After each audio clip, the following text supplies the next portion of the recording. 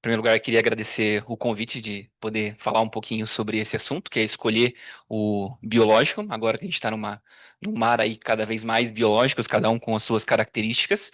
E agradecer a doutora Leda pelo convite e pelo Giancarlo também, porque afinal de contas está no ambulatório da asma há bem mais tempo que a gente está começando, digamos, a cada vez mais ver esses pacientes com asma grave e cada vez mais tendo opções terapêuticas. Então, para a gente começar a discussão, a gente precisa partir de alguns pressupostos para tentar colocar um pouco de estabilidade no assunto. Em primeiro lugar, que a gente vai falar sobre um paciente que realmente tem o diagnóstico de asma. Muito embora falar isso é simples, na prática muitas vezes a gente esbarra e tem dúvidas do ponto de vista diagnóstico.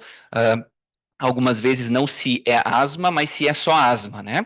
Outra questão é que a gente está falando de asma grave. A gente não está falando de uma asma muito mais leve, a gente está nesse contexto de paciente, né? E que esse paciente realmente tem crises recorrentes, porque basicamente todos os estudos de biológicos habitualmente focam nesse desfecho, que é redução do número de crises. Então a gente vai partir que o paciente que a gente está pensando, que está discutindo, que está sendo estudado na maioria dos artigos é esse grupo, né? Segundo lugar, é que a avaliação clínica desses pacientes foi caprichosamente feita, né? Que a gente não está pegando dados aleatórios e tentando formar um Frankenstein para chegar a uma conclusão. Então, que a gente, digamos, se debruçou sobre todos esses dados.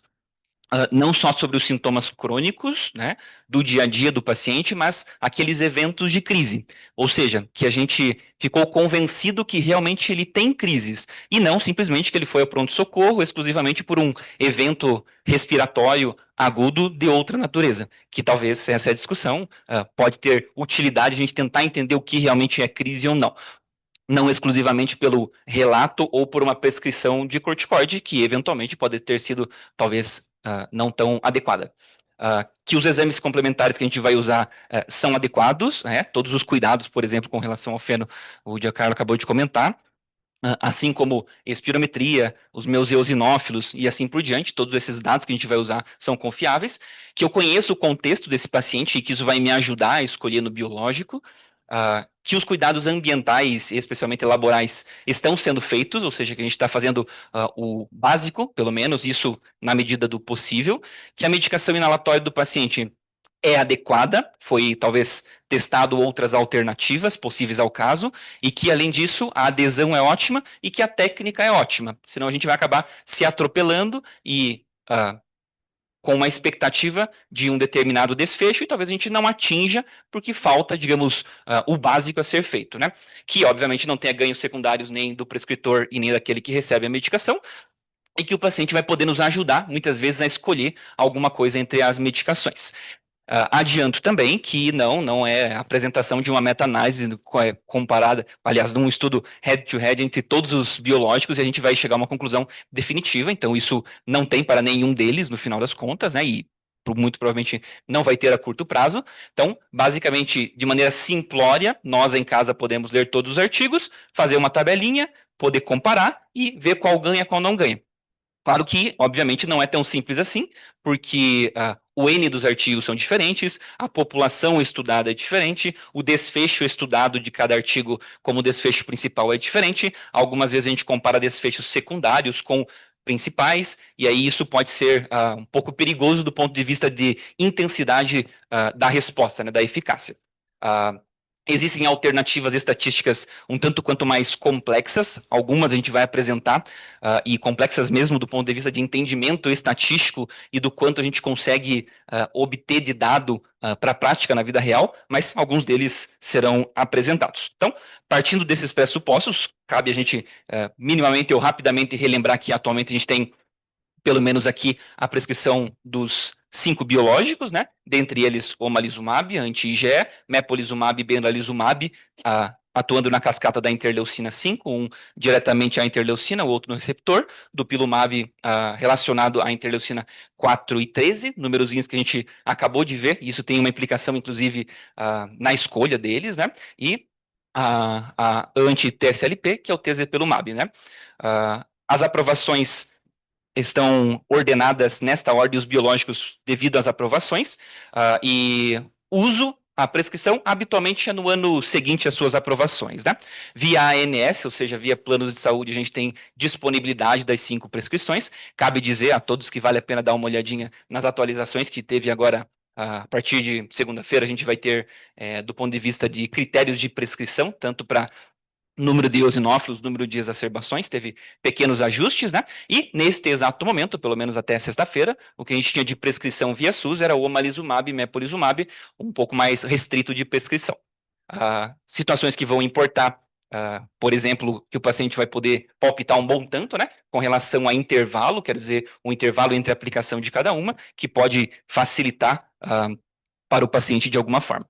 Bom, considerações que a gente tem que fazer também é que a gente conhece o contexto do paciente, que a gente fenotipou esse paciente, via de regra, utilizando eosinófilos séricos, eosinófilos do escarro quando disponível, na prática não disponível, feno quando disponível, diríamos que não disponível até pouco tempo atrás, agora não, podemos dizer que é disponível, e no ambiente SUS ainda, né, o que, enfim, é ótimo. IgEs específicas ou teste cutâneo alérgicos, e obviamente a gente está falando para coisas que nos interessam, aeroalérgenos no caso. Que eu conheço as comorbidades do paciente, em especial a gente vai dar um destaque extra aí na rinocinusite crônica com polipose nasal, que eu sei se o paciente está usando ou não corticoide oral contínuo, e talvez mais do que isso, caso ele esteja usando, que realmente ele tinha indicação e que realmente ele precisa, né? Que é um dos grandes problemas dos pacientes com asma grave. Iniciar uma medicação muitas vezes é até relativamente fácil, tirar essa medicação com medo de piorar é relativamente desprescrever, às vezes é mais difícil, mais desafiador. Que um perfil de segurança, em especial, a gente vai comentar alguma coisinha sobre as questões da gestação, isso pode ser bem importante, e que eu sei que o paciente está usando ou usou alguma medicação prévia, certo?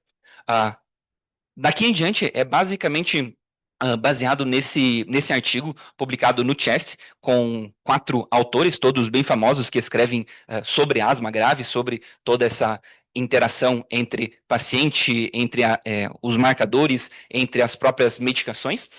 E basicamente o que ele vai fazer é uma seleção de 4 situações, 4 casos clínicos e o que eles escolheriam, né, debatendo entre eles.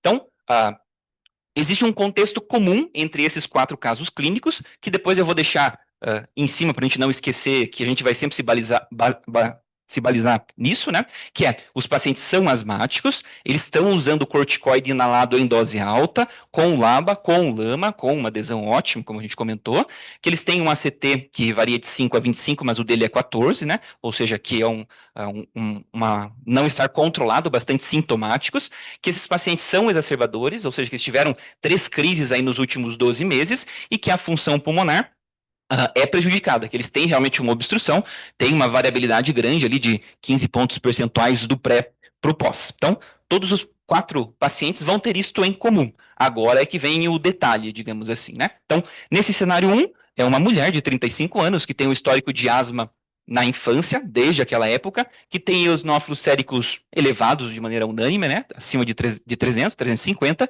que tem um feno naquele corte ali do 45, 50, então limítrofe, mas para elevado, né, para o corte superior, uma IgE total sérica de 350, um teste cutâneo alérgico positivo para aeroalérgenos, e essa paciente não usa nenhum biológico atualmente, não está usando corticoide oral contínuo, nada disso. Então, qual que é o resumo dessa história? É uma mulher jovem, com asma de início da infância, alérgica eosinofílica, e com aquele feno que a gente pode considerar como elevado, né? Bom, esse padrão, pelo menos no artigo, ele chama dessa forma, e faz sentido, digamos, a associação, ele chama desse epithelial ou atopic driven type 2 inflammation, que é basicamente um jeitão, um tipo, digamos, de paciente que tem esse comportamento de ambas as coisas, tanto eosinofílico quanto alérgico. E a situação para quem vai ser o prescritor é essa. Eu tenho todas as questões de indicação, todas as possibilidades, ou seja, eu posso escolher qualquer um. A grande questão é, será que qualquer um me serve? Eu vou atingir os meus objetivos? E talvez os nossos objetivos vão passar por alguns pontos, especialmente em mulheres jovens, do ponto de vista de segurança, especialmente se há plano de gestação, isso pode ser relevante, em especial redução de crises, porque é o que mais está associado a mortalidade, declínio da função pulmonar a médio e longo prazo, E aí, outros dados um pouquinho talvez menos relevantes em um primeiro momento, melhora de VF1 e aí eu considero mais relevante, melhora de qualidade de vida. O que a gente tem, digamos, de dados para comentar sobre gestação? Uh, Então, de maneira global, até o momento não foi observado nenhum dado de teratogenicidade em nenhum dos biológicos utilizados. Então, acho que esse é um pressuposto, né? O omalizumab, como ele tem há bem mais tempo, a gente fez 20 anos de omalizumab, obviamente a gente vai ter muito mais pacientes que utilizaram e de estudos bem registrados, digamos assim, de segmento desses pacientes, pelo menos um acompanhamento, a gente tem registros tão grandes em centros quase únicos, ou parceiros pelo menos, de mais de 150 gestações, sem efeitos colaterais tanto do ponto de vista para a mãe, bebê e assim por diante, em qualquer fase da gestação. Mepolizumab e benralizumab parecem ser tão seguros quanto. O que falta, digamos, para eles tornarem-se tão seguros quanto, digamos assim, o omalizumab desse tipo de fala, é uma questão de tempo, provavelmente, né? Por outro lado, quanto mais tempo fizer de mepolizumab e benralizumab, mais ainda teremos de omalizumab. Então, talvez a gente nunca alcance, digamos, o mesmo patamar, mas por uma questão de tempo. Um foi lançado antes do que o outro. Dupilumab e tezepelumab são mais novos, menos tempo de observação, menos estudos, obviamente. Todos os em animais, como eu comentei antes, foram negativos, não tiveram nenhum problema. E a preocupação que eles têm é porque eles fazem bloqueios mais altos na cascata, né? Então eles acabam bloqueando mais vias, provavelmente vias que a gente não conhece ainda. Então provavelmente a gente deve ter, ou pode ter, impactos maiores em desenvolvimento ou em outros danos futuros, talvez à formação ou ao desenvolvimento do bebê. Mas isso é ainda especulativo. Fato é que, como eu falei, até o momento a gente não tem dados de comprovação que realmente algum deles é teratogênico, né? Ah, Recentemente, agora janeiro de 2025, saiu um consenso juntando pessoas que trabalham nesse meio, colocando sobre a questão dos biológicos na gestação e basicamente aquilo, né? Utilize aquele que tenha mais experiência, abra o jogo com o paciente no sentido que a gente não tem dados extremamente robustos para fazer essa escolha. A gente vai citar exemplos, pessoas, outras que previamente tiveram uso sem grandes problemas, em que vale a pena ponderar que uma asma mal controlada talvez tenha muito mais malefícios do que riscos associados ao uso da medicação e que isso vai ser compartilhado. Se tiver oportunidade, coloque essa paciente de alguma forma em algum registro para futuramente a gente ter mais dados ainda. Do ponto de vista saindo da parte do risco gestacional ali, pensando em exacerbações, esse é um daqueles estudos complexos que vão tentar fazer alguma comparação que não seja puramente olhar valores de um e de outro nos estudos separados. Esse tipo de gráfico ele tem uma importância, especialmente daquela ideia de área abaixo da curva, que seriam, digamos, as áreas propriamente nesse tom de cinza, né? E é uma associação entre probabilidade de eu ter a resposta positiva, porque afinal de contas, mesmo que um estudo seja positivo estatisticamente e clinicamente, não significa que todos os pacientes que utilizam a medicação vão ter a mesma resposta. Então, tem é basicamente a ideia do NNT, né? Nem todo mundo vai se beneficiar daquela terapia a todo tempo, né? E ele tenta fazer isto com a magnitude do efeito foi observado. E casa essas duas informações e entende-se que quanto maior a área sobre a curva, mais provável é que eu tenha benefício e que esse benefício seja significativo. Essa que é a ideia. Então é uma comparação de áreas. E do ponto de vista de exacerbações, para esses autores, e como eu falei, os quatro principais que dão o tom desses cenários, eles concordam que tezepelumab e dupilumab teriam um impacto maior do ponto de vista de exacerbações. Então, refazendo a frase, é mais provável que a maior parte dos pacientes tendo indicação, utilizando, vão ter menos exacerbações e talvez em intensidades menores. Essa aqui é a ideia. Do ponto de vista de impacto em VF1, dupilumab e tezepelumab despontam também dessa forma. Uma outra apresentação desse mesmo artigo tentando fazer uma associação entre dois desfechos. Por exemplo, no gráfico à esquerda, o desfecho VF1 por exacerbações, e quem fica, digamos, consegue agradar aos dois desfechos, tezepelumab e dupilumab, em detrimento dos outros. Veja que essas diferenças aqui, elas não são tão grandes, talvez, quanto o gráfico possa sugerir, quero dizer, né? Então, isso não exatamente guarda essa proporção que alguém poderia dizer que o placebo, digamos, a distância do placebo para o benralizumab ou a distância do mepolizumab para o dupilumab tem alguma correlação perfeita. Não é exatamente assim. Isso é mais uma representação gráfica no final das contas, né? Ah, entre aspas, e ele coloca isso mesmo no artigo, né? Melhores opções seriam, se a paciente existe um plano de gestação, uma possibilidade de gestação, talvez a opção mais segura que nós teríamos seria o omalizumab. Se não existe esse plano, esse risco, dupilumab e tezepelumab talvez responderiam melhor neste contexto, especialmente considerando redução de exacerbações, crises. Num cenário 2, seria uma paciente também do sexo feminino, aqui 56 anos, com uma asma não de início na infância, mas sim na vida adulta, com eosinófilos séricos baixos de 100, com o feno baixo também menor do que 25, 15, com o IgE total sérico baixo também, e um teste cutâneo alérgico, ou IgEs específicas, negativos. Então, esse era um caso que até pouco tempo atrás a gente não tinha nenhuma opção de biológico que tivesse benefício nesse grupo, né? Então, em resumo, é uma asma chamada T2 baixo, e que pontos importantes é a gente entender que este grupo de pacientes, ele não é tão grande assim. Então, se no seu consultório, no seu ambulatório, a maior parte dos pacientes tem esse perfil, talvez a gente precise revisar a ideia se realmente esse paciente tem asma ou, como eu falei antes, só asma, né? Se essa é a única questão. Um outro dado é revisar as questões das crises desses pacientes, porque, assim como o Giancarlo comentou antes, né, habitualmente um dos grandes fatores de risco tem uma boa associação com crise, com desfechos, o paciente eosinofílico e com feno alto, né? Aqui a gente está para o lado oposto, então esses pacientes tendem a ter bem menos crises. Se por acaso o seu paciente tem tantas crises assim, talvez precisamos questionar se realmente são crises e assim por diante. E dentre as opções, como já adiantado, a azitromicina seria uma boa, né? No estudo AMAZES lá de 2017, redução de 40% do ponto de vista de exacerbações, de prescrição de corticoide, antibiótico, independente do grupo, tanto os eosinofílicos quanto os não eosinofílicos, né? Então, não esquecer que a gente tem alternativas outras, né, que não obrigatoriamente precisam ser biológicos, com desfechos relativamente bons, né? Neste caso, a opção que a gente tem do ponto de vista científico de prescrição, de resultado, é o tezepelumab. Bom, o que cabe talvez a gente comentar um pouquinho, né? Quando a gente vai ver as análises dos subgrupos dos estudos, esse aqui é do Navigator ali de 2021 do tezepelumab, a gente começa a ver que, obviamente, quanto para o lado esquerdo, a favor do tezepelumab, né?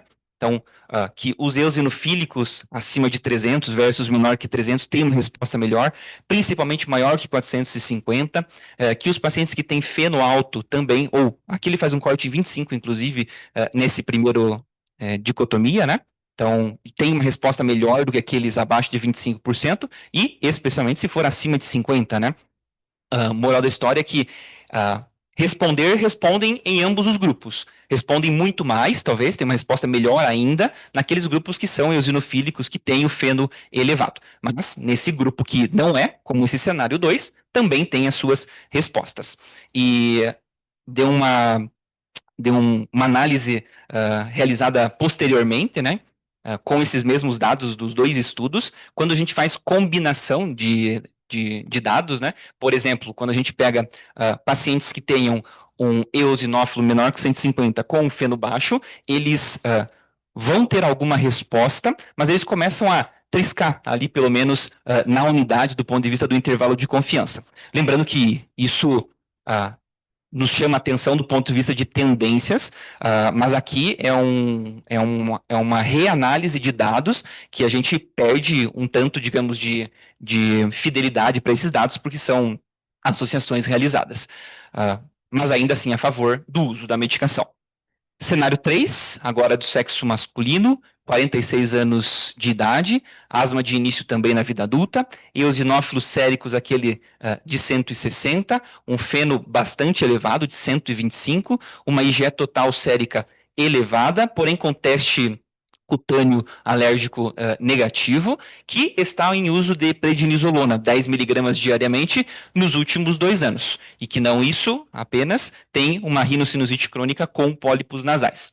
O que a gente pode, primeiramente, pensar sobre isso? É que a gente precisa entender o fenótipo do paciente, não exatamente no momento que eu vejo o paciente, mas do ponto de vista de contexto histórico, né? Então, por exemplo, esse paciente tem 160 eosinófilos em uso dessa prednisolona 10 miligramas, mas previamente, antes desse uso do corticoide oral, tinha eosinófilos em torno de 400, 600, ou seja, a gente não tem dúvida que ele é eosinofílico. Ele pode não estar eosinofílico nesse momento, induzido pelo uso do corticoide oral, mas ele é um paciente eosinofílico, né? E aqui me ajudou um bom tanto. Esse paciente também tinha feito um teste de supressão. Ele tinha usado corticoide inalado de maneira em dose alta, de maneira acompanhada, mas isso não trouxe grande diferença do ponto de vista na repercussão da supressão do feno. Então, é como se ele tivesse um escape, digamos, do corticoide inalado, que realmente funciona do ponto de vista de reduzir feno na grande maioria dos pacientes. Bom, o que a gente pode comentar nessa situação é que a gente mantém a ideia do objetivo de reduzir o número de crises, mas aqui a gente tem outros dados que são bem importantes, como redução ou retirada de corticoide oral, porque também vai acrescentar morbidade intensa para esses pacientes, e tem a polipose nasal. Então, o que a gente pode comentar é assim, o próprio artigo apresenta essa tabelinha que vai mostrar o que a gente tem de desfechos de redução de corticoide oral nos pacientes usando os 5 biológicos.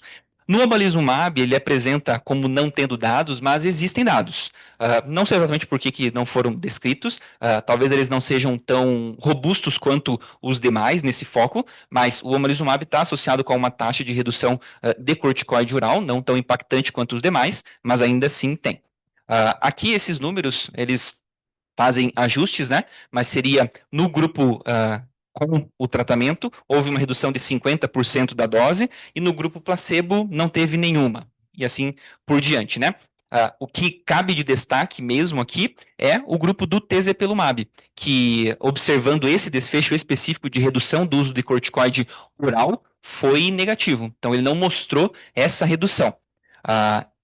Apertando os dados, eles começam a ver que os pacientes que são eosinofílicos, eles talvez tenham alguma resposta do ponto de vista de redução da dose do corticoide oral.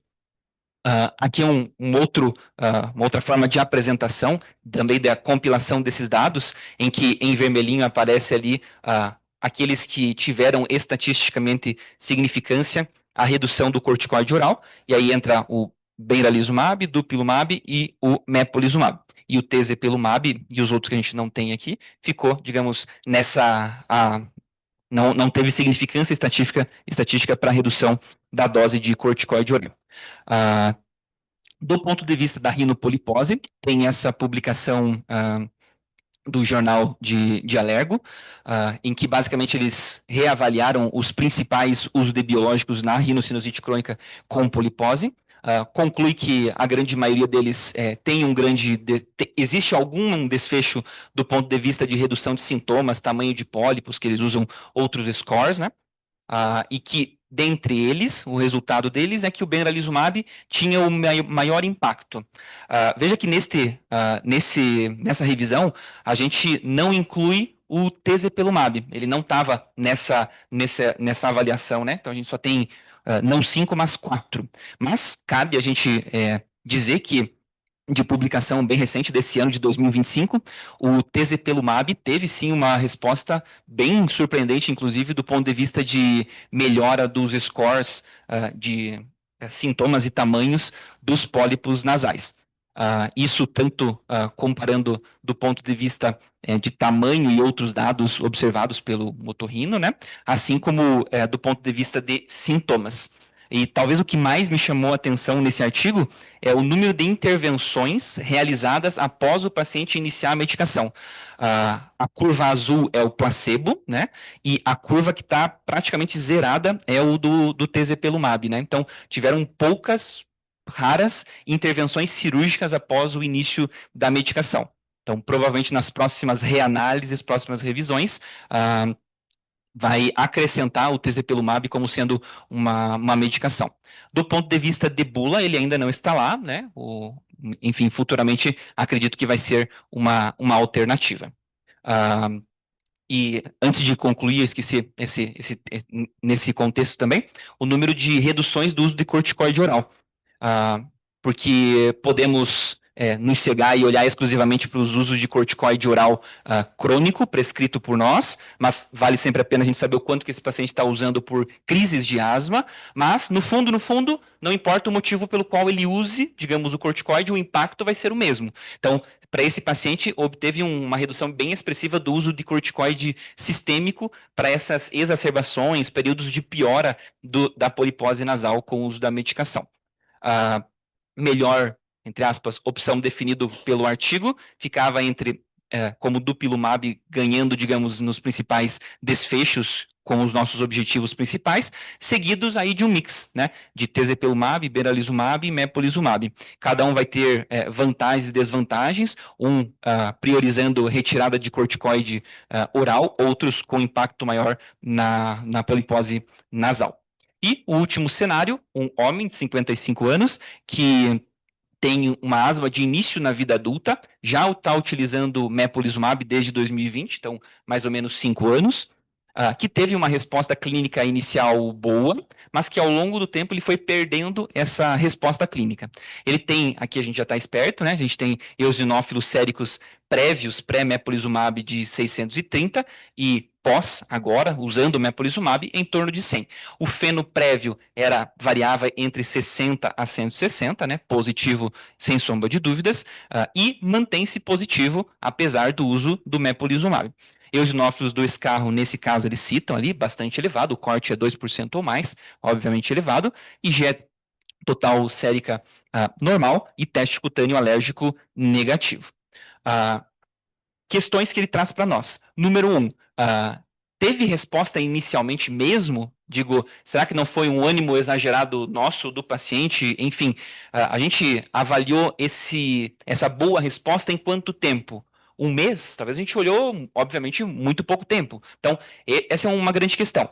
Entender se ele, quando a gente fala que perdeu resposta, parte de um pressuposto que teve resposta. Mas cabe questionar realmente se a gente houve resposta positiva no início do tratamento. Segundo lugar, é o inverso, né? Teve uma perda de resposta.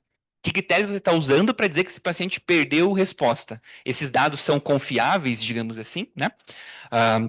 E um terceiro ponto que a gente precisa pensar sobre isso também é do ponto de vista de adesão, de técnica. E aí o todas caiu em maiúscula, não à toa.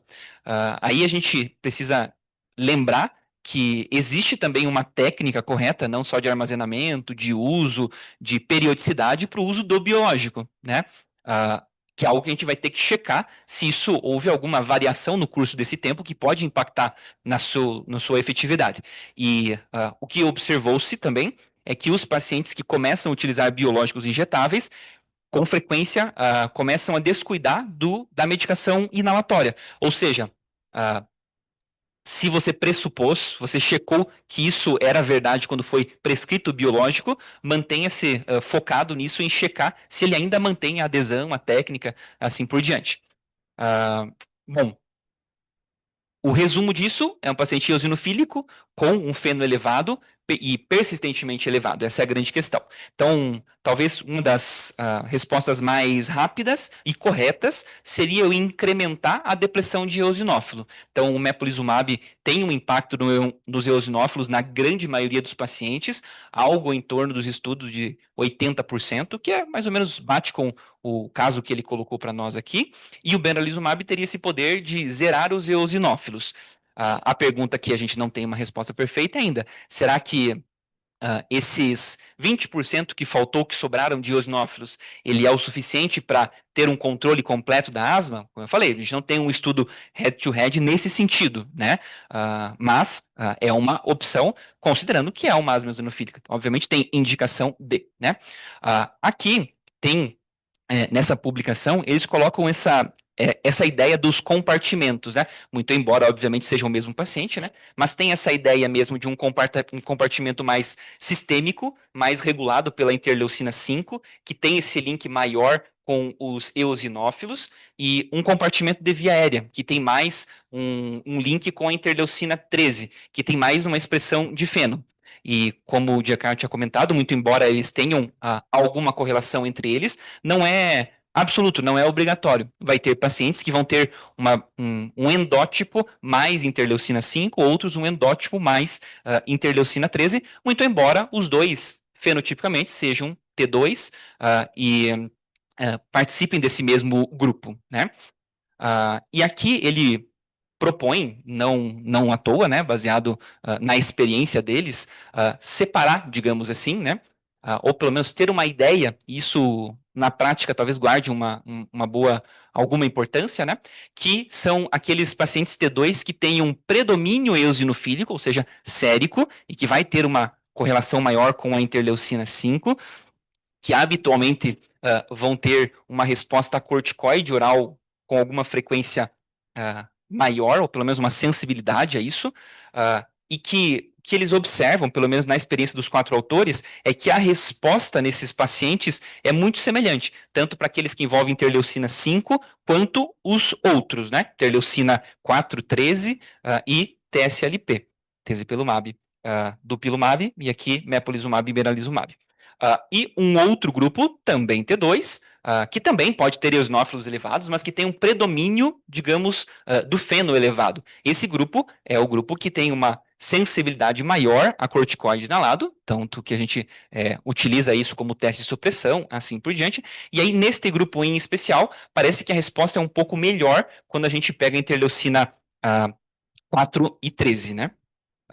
Bom, tomando isso de dado, ele coloca, como novamente eu comentei, entre aspas, aquela melhor opção, pensando em dupilumab, tezepelumab, pensando que eu vou fazer um bloqueio da via da interleucina 13, dessa forma eu vou ter um impacto na supressão, digamos, na redução do feno medido, e a gente sabe que a redução do feno está associado a melhores desfechos do ponto de vista de redução de crise, melhora de sintomas e assim por diante.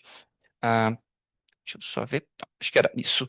Ah, Enfim, acho que essa aqui é a ideia, né? Reforço que a gente não tem estudo head-to-head, tudo isso é um compilado de dados dos mais diferentes estudos, alguns com técnicas mais apuradas de avaliação de alguma forma de comparação, e que, obviamente, a escolha desses biológicos, ela é algo que precisa com que o paciente participe, afinal de contas, se ele não topar fazer uma medicação de 2 em 2 semanas, talvez essa medicação já não esteja no teu rol de prescrição. Então, tudo isso, a gente usa esses diversos dados para tentar chegar a uma conclusão. Acho que é isso que eu tinha para falar. Obrigado.